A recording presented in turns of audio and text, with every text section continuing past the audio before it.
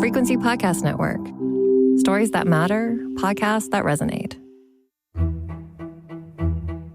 With a commanding lead, Zohran Mamdani, the unlikely 34-year-old avowed democratic socialist, has been elected to lead the biggest city in the U.S. Mamdani's win in the New York City mayoral race is a rebuke to the conventional strategies of the Democratic Party at a time when even its establishment appears to have lost faith in the state of their politics. How to escape the liberal bubble. What do we need the NDP for these days in Canada? Step away from woke. I'm not advocating incrementalism, but until we win back majorities in the Senate and the House and take the White House, that may just be where we are. But Mamdani's electrifying campaign offers lessons to left-leaning lawmakers far beyond the city's shores. Here in Canada, New Democrats are looking to breathe new life into their party following their worst-ever election results. What can they learn from Mamdani's campaign? And will it resonate with progressives in this country? I'm Caryn Ceolin, and today on The Big Story, I'm talking with Saman Tabasinejad, Executive Director of Progress Toronto, to discuss what New Democrats can learn from Mamdani's win and what it means for the future of the left. Saman, thank you so much for taking the time to chat with me today. I really appreciate it. Thank you for having me. I guess just to begin, I'd like to get your just initial reflections on what stands out to you about Mamdani's victory. I mean, it's an incredibly exciting time for progressives, not only, I'm sure, in New York, but around the world, including here in Canada, who are seeing an immense success from Mamdani's campaign. And it kind of just proves to what progressives have been doing or have, or not so much have they been doing, but like it proves that there is another solution to what people have been feeling. Like, people have been feeling crushed by the affordability crisis, by the fact that they feel like it's an unjust, unfair system they're working with. And so often in the past, they've been turning, to the reactionary right. And we saw that with the election of Donald Trump in the U.S. I think Mamdani's campaign and its success show that there's another option for people that will actually address the stress and the struggles that they've been facing. I wonder, because you mentioned that people are frustrated, and of course, Mamdani's campaign really animated those frustrations. I wonder, though, how much of his rise was perhaps fueled by his ground game and his ability to get the message out. I think of his slickly edited videos versus his actual policy proposals, like the free buses and the free childcare and the rent freeze. I guess just weigh the importance for me. Like how much was it fueled by the fact that he was able to get his message out in the way that he could? I think it's both, right? So I think that he had a simple message that New York is unaffordable for New Yorkers. And I think a lot of people feel that way, not only, I'm sure, New Yorkers, but here in Canada. I think people feel, I know in Toronto, Torontonians feel like Toronto's unaffordable, right? So I think that's like a simple message. And then he proposed 3 very basic ideas that illustrated how he would make their lives more affordable, right? And a lot of people can just rhyme them off at one point, right? It was free buses, free and fast buses, raising the rent, free childcare. And the simplicity of that message allowed, tens of thousands of volunteers to sign up, to knock on doors of, I think I saw 3 million doors and speak to millions of New Yorkers in order to deliver that message, alongside a very strong digital campaign that drove a narrative. And it made it incredibly difficult for his opponents to put him on the back foot. The campaign was driving the narrative of the election, and then the other candidates had to respond to how they were going to make life affordable, and they didn't have the same kind of policy proposals. We know the cost of living is a trigger issue with many voters here in Canada too. Why is it in this country, do you think, that the NDP lacks ownership of that issue? I think that there's a few different pieces, right? I think that, to Poilievre's credit, with during the height of his popularity, he really was driving the narrative of affordability and affordable housing, despite the fact of, and that message resonated with young people, despite the fact that perhaps socially, they have more progressive views than the Conservative Party. I think that the NDP, comes across is struggling to find, or has experienced challenges. First of all, it's not like a two-party system in the same way as the U.S., so that becomes difficult. Not necessarily that the Democrats in the U.S. have really been able to break through on that, especially in the last presidential election.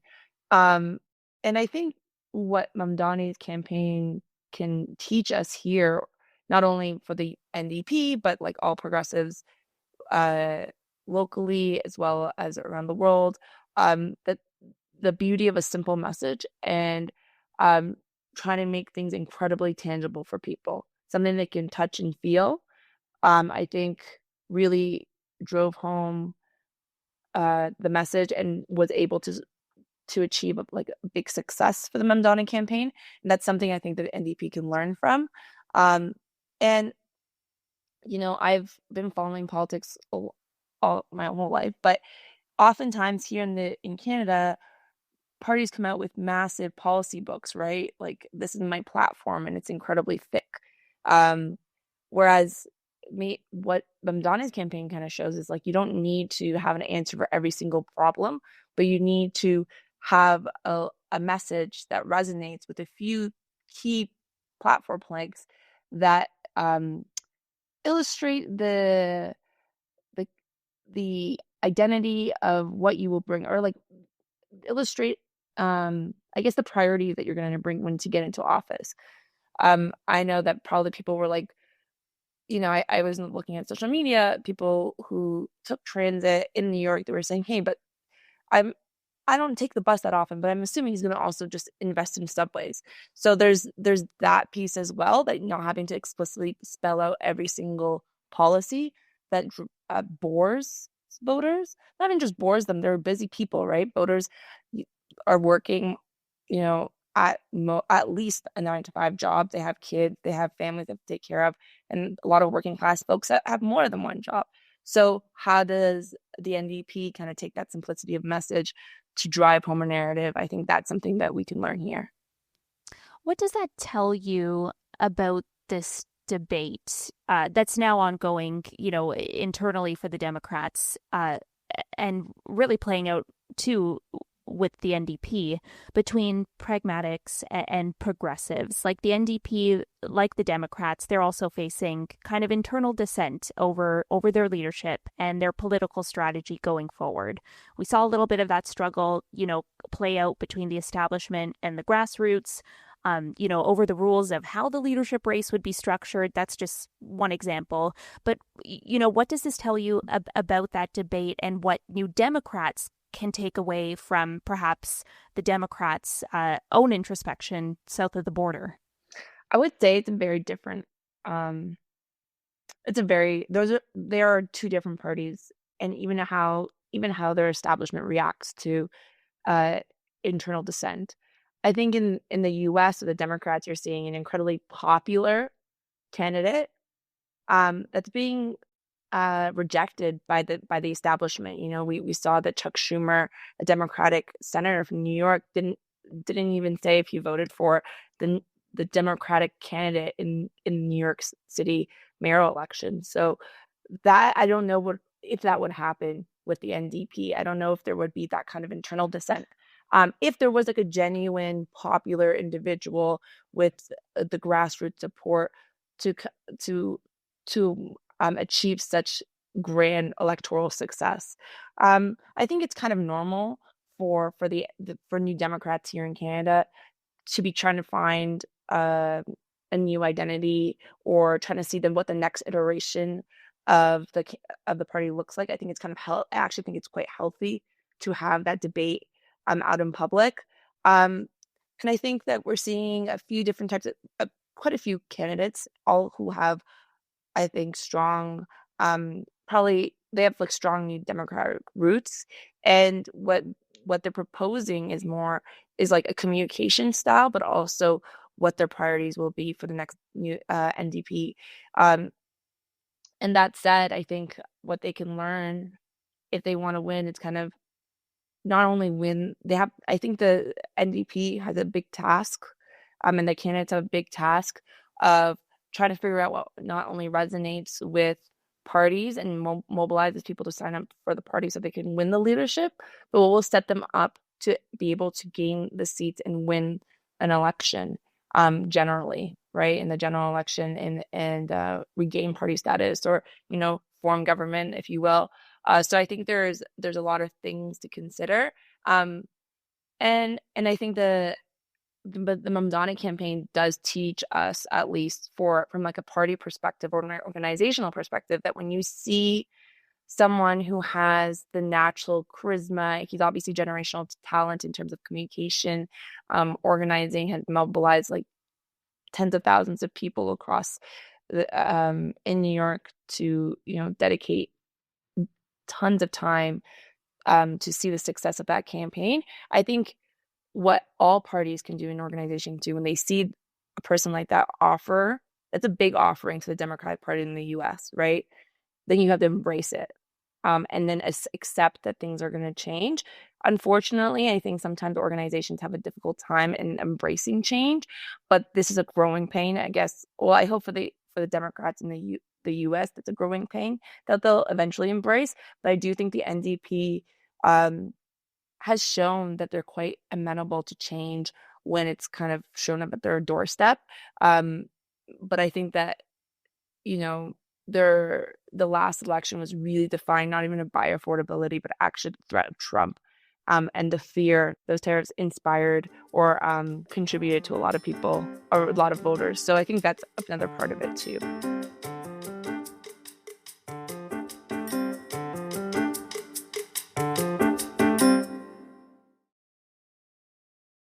What should the next iteration, from your perspective, of the NDP look like? Like, is the left too left right now in Canada?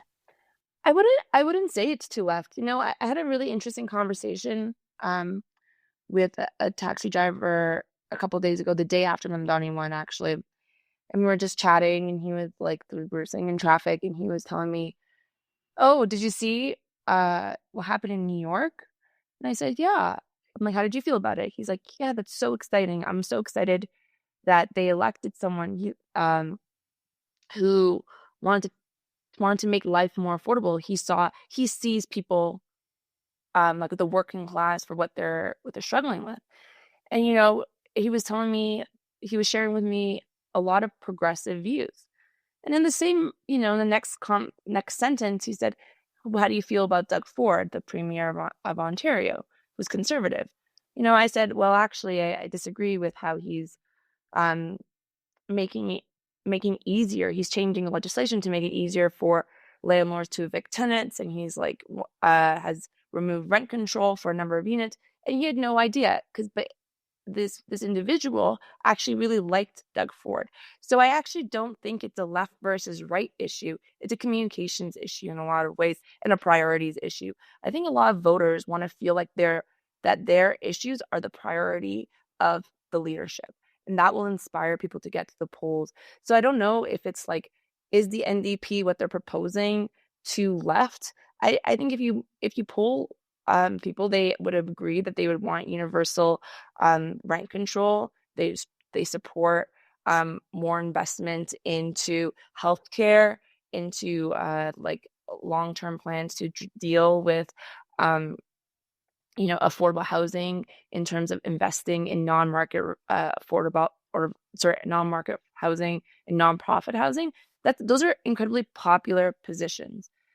And I don't think, even if people agreed with those things, I don't know if all of them would say, "Hey, yeah, I'm a leftist," or "I'm a democratic socialist," or whatever have you, like whatever label. So I think the real issue is that we're sometimes so focused on how people identify themselves, or how our policies are identified on a left to right on a left to right spectrum, when actually, in actuality, I think people are very complex in how they understand politics, and it's not necessarily uh, the Red Scare model that we saw didn't work in the U.S. Right?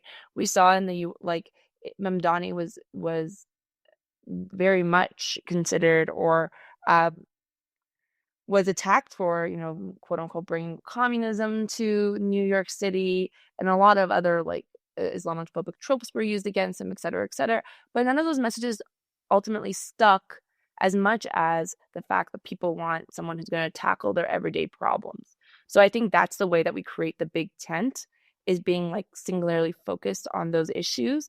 And I'm sure everyone, like you yourself, had seen a lot of his interviews. A lot of interviewers try to kind of throw him off course with a lot of different types of questions. But then Mamdani did a really incredible job to always coming back to the affordability question. And I think that really made the affordability question the ballot box issue, which motivated his supporters to get to the polls.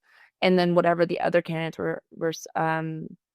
were proposing did not do that. So I think that's where the NDP can learn from, and not think so much or necessarily be scared of whether or not a policy is too left or what, but instead kind of illustrate that bold, brave leadership that I think people are craving. And we see that with how there are some people who vote for Trump who wouldn't necessarily even consider themselves. They wouldn't be they would say that they're voting for him because of that kind of economic precarity. And that was the interesting thing about Mamdani's campaign from way back in the day, over I think a year ago now, where he interviewed all those people who did vote for Trump in working class neighborhoods, and they said that then that was their number one issue. So I think that's the way that we address kind of the rightward shift of our politics here in Canada. And before the trade war, though, affordability was the ballot box issue in this country, and still the NDP were lacking in that respect. So I guess if I'm distilling that correctly, from your perspective, progressive policies are still very popular in this country, but it comes down to the NDP being, I suppose, organizationally very weak at this moment. I don't know if it's organizationally very weak or if it's the way that if an ability to communicate. If you listen to Paul during that time when Poilievre was doing very well, when he spoke about housing affordability, you couldn't necessarily always tell that he was a conservative. He was talking about people being able to afford housing and a generation being squeezed out. In some ways, the rhetoric was actually so similar to the left and to the NDP. I think what the NDP can learn or can do is kind of leaning into that piece a little bit more with maybe stronger, more braver communication strategies, being not always respond. I think that's the biggest takeaway for me as a progressive and someone who does not part NDP organizing, but progressive organizing in a municipal level. The biggest takeaway is that people want to see someone who's has 2 feet firmly on the ground on the thing they are speaking about, right? And then they don't want someone who will waffle. And I think that's just a way of being able to counteract opponents. And I think the NDP sometimes has waffled when there's been criticisms from the right, or being scared to be called democratic socialist, or being considered to be too left, instead of just focusing on the real issues. And I think that's the way that we create that big tent that can allow for the NDP to win, especially when we see the last time the NDP was official opposition federally was with Jack Layton. And Jack Layton, very famously, people saw him as someone who was brave and stood firmly in his values and was very principled and very singularly focused into delivering for the working class. I suppose, do you think Canada's progressive leaders have lost sight of what they're campaigning for or what they stand for in the midst of this as they grapple with their future? interesting. That's a very interesting question. Have they lost sight of what they're campaigning for? I think what makes it difficult, what the Canadian left or Canadian leaders, I think the NDP, for instance, is struggling a little bit because when Carney was campaigning and Trudeau was campaigning, well, Trudeau, I would say, had a more progressive government than Carney for obvious reasons. Well, maybe campaigning's not the correct word. Maybe it's more like their messaging. Like, do you think in the midst of trying to, rebuild and hone in on this message, and because you've spoken at length about how they have kind of a communication problem, do you think in the midst of all that they might lose sight of what their message actually is, or they have lost sight rather? No, I wouldn't say they lost sight. I think that as when you are, so I know it's not campaigning, but when you're trying to message for future, sometimes you want to have answers to all the problems and address all the problems at once. And I think what was interesting or compelling about Mamdani's campaign and his communication style was the fact that he didn't let every little question define him. Rather, he just responded with every question in the same way that we would all expect it. Like the same answer, he provided the same answers for nearly all the questions that he was asked, because that was his message. And I think that discipline allowed him to not be thrown off course from a very aggressive conservative onslaught, right? And I would say the NDP has and did, especially during the last election, especially under the leadership of Jagmeet Singh, a lot of conservative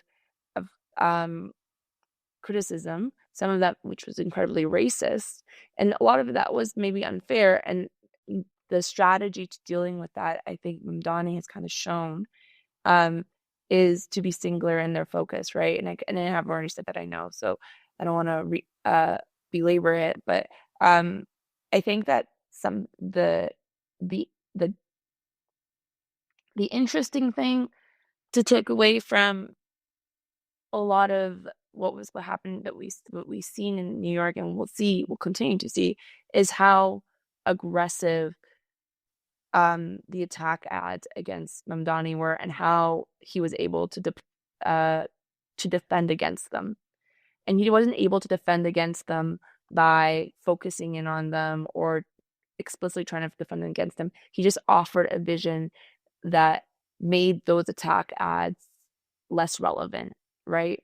So, like the Islamophobic ones, he made it about how he asked New Yorkers, how many of you have been othered? How many of you have been called a terrorist? Like a number of different racist stereotypes. And that brought people in, not because he was like, this is unfair that happened to me, but he made it a part of a way to include people who've been excluded. And I think that is actually an incredibly interesting way of messaging on those issues. And then explicitly during the campaign, he still focused in on the affordability question, and said, it doesn't matter if you hate me or you love me, you still can't pay your rent, and that's the problem. And I think that did actually resonate with a lot of people. Should Mamdani's win and what he was able to achieve be seen as a sign of hope for the NDP in this country as they look to move forward? Yeah, I think that we have to take hope from wherever we can get it, especially in this context. If you're a progressive who's trying to win, I think that we saw a message that resonated with the working class in the past. And right now, I guess we are losing a lot of working class folks to the right because our messages aren't necessarily resonating with people. And that's a lesson to be learned for political actors and organizations on all levels of government. And how do we reach beyond the people that we've been reaching. And Mamdani's campaign, I think, did an incredibly good job of doing that and offers a path and a template, not a template, maybe. Yeah, maybe it's like a template or some sort of scaffolding to being able to address those concerns. We live in a globalized world, and especially with the U.S., and how close our relationships are, so much so that the president of the United States wants to take us over. Those wins will have impact and reverberations across the country here, and around the world, of course. Saman, appreciate your insights today. Thanks so much. Thanks for having me. And that was The Big Story. We'd love to know your thoughts on this episode. You can find us on X at BigStoryFPN or email us at hello@thebigstorypodcast.ca. Share this with a friend or someone you think might find this episode interesting. You can listen to new episodes of The Big Story Monday through Friday, wherever you get your podcasts. Thanks so much for listening. I'm Caryn Ceolin.